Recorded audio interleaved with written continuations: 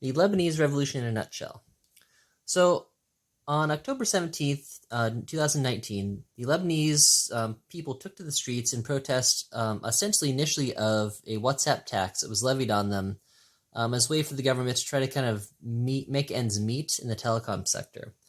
So, what initially emerged as a protest against one particular policy quickly spun out of the control of the government into a sort of broad-based social protest against mismanagement and corruption, which is pretty endemic to the sort of Lebanese political system and has been really going back to the Civil War period. So the protests initially had some brief successes. The massive amount of people that took to the streets, and not just like say young men, but like people from all across different walks of society, different classes, men, women, children, old people. All of this broadcasted very loudly and widely across social media. Got many people in the country really feeling very hopeful that this was a sort of movement that might kind of mark a transition from these corrupt sort of period of the sort of kind of last 20 or 30 years into an era where you might have a technocratic government step in and actually fix all the problems that the Lebanese people have been facing.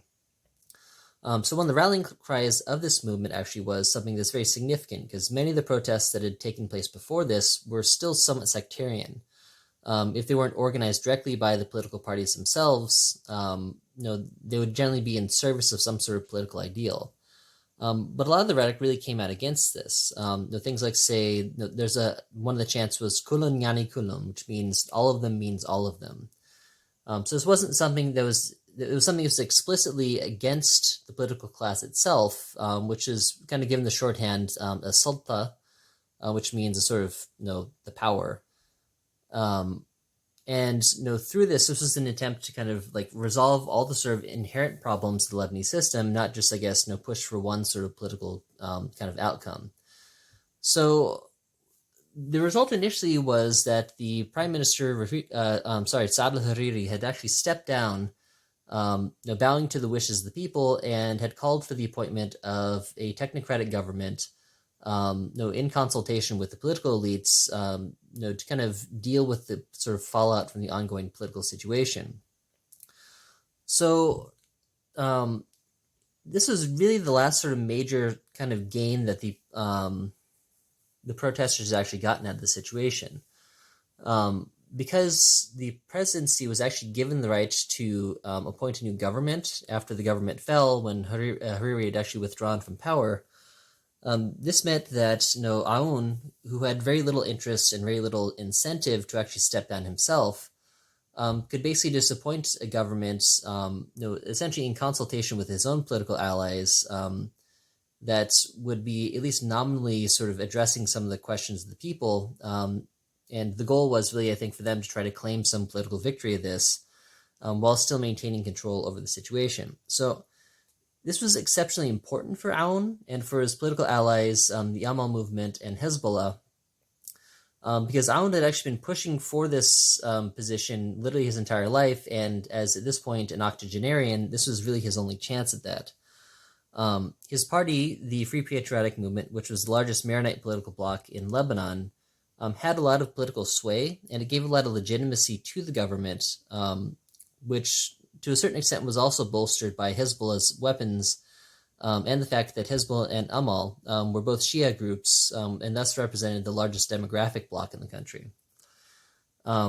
So for Hezbollah in particular, keeping Aoun in power is actually very important too, because in doing so, it prevented any sort of real discussion about the sort of validity of Hezbollah's arms in any sort of political situation that came out of the sort of post-protest situation.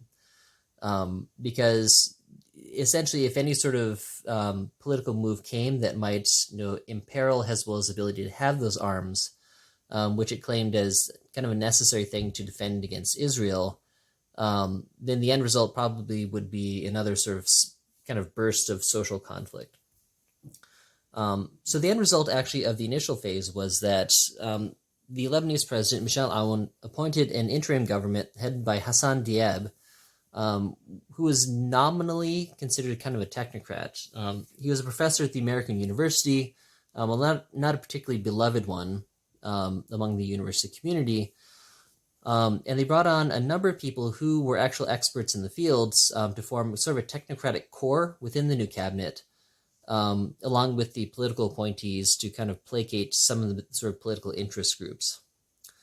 So this was the initial sort of phase that kind of terminated with the sort of political crisis, the economic crisis and the debt crisis that began even before coronavirus became a major sort of consideration. So with the kind of shutdown of the Lebanese economy with the ongoing protests, the government's ability to raise revenues and eventually then to finance its debt became a major problem. And this was especially because it had essentially these very large dollar debt loans that it had taken out in the 1990s coming to maturity in early March. Because the Lebanese state had been kind of hemorrhaging dollars for quite some time, which was a bad thing because its currency was pegged to the US dollar. And you need dollars to buy things like, say, grain and oil and stuff like that. This became a major problem for Lebanese citizens who began to see the Lebanese pound floating against the dollar as people became far less confident that the state would be able to continue its financing needs. So the Lebanese pound went from about $1,500 to the dollar to about $2,500 to the dollar, where it's kind of sitting around at this point. So in part, this was actually a goal of the state to kind of inflate its way out of the debt it had in its Lebanese pounds.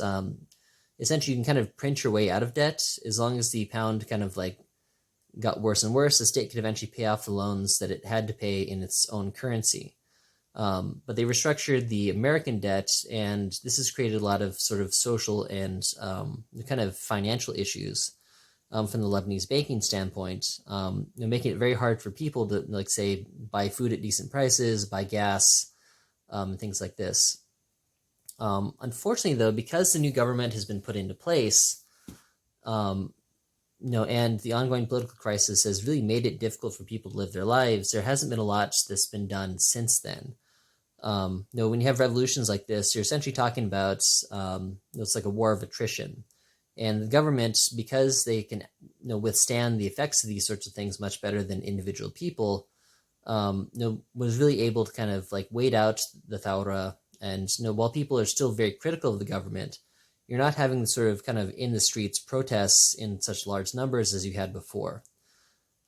So I don't want to say the revolution is over, but essentially we're kind of a transitionary period where we're going to wait to see what happens, especially after the coronavirus situation passes.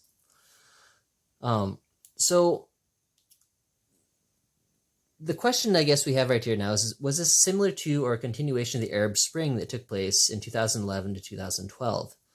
And for the most part, I think if we look at the Arab Spring, we can see this as being a protest against authoritarian leaderships in pushing for a liberalization of politics. So the Arab Spring really was a political revolution, not so much a sort of social revolution.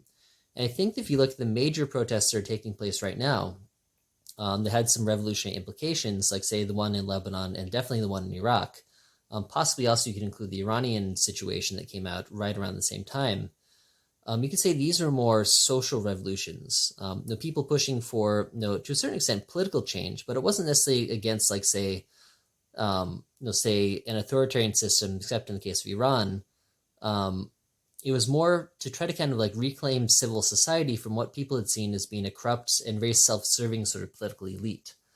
In Iraq, people had said, we want a nation, was one of the rallying cries. In Lebanon, it was, all of them means all of them. In addition to some nasty things said about some of the political leaders' mothers.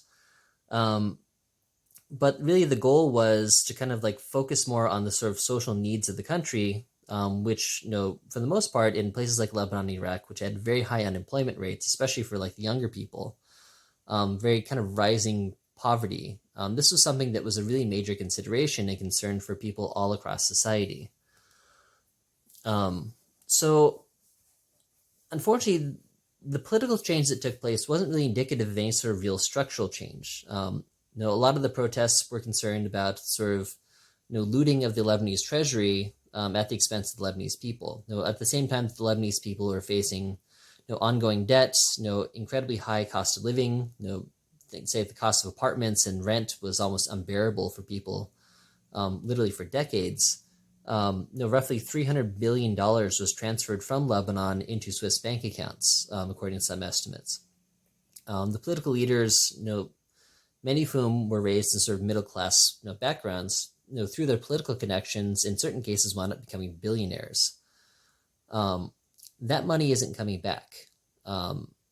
So the chances of the Lebanese state being able to service its debt becomes very slim. So the banks themselves probably aren't suffering a lot from this. The vast majority of Lebanon's debt is actually held by the Lebanese banks themselves. And these are denominated in both Lebanese pounds and in US dollars. So for the banks, this isn't such a huge deal to a certain extent because a lot of these loans were taken out with incredible interest rates in the 1990s when the Lebanese state was still really sort of fragile.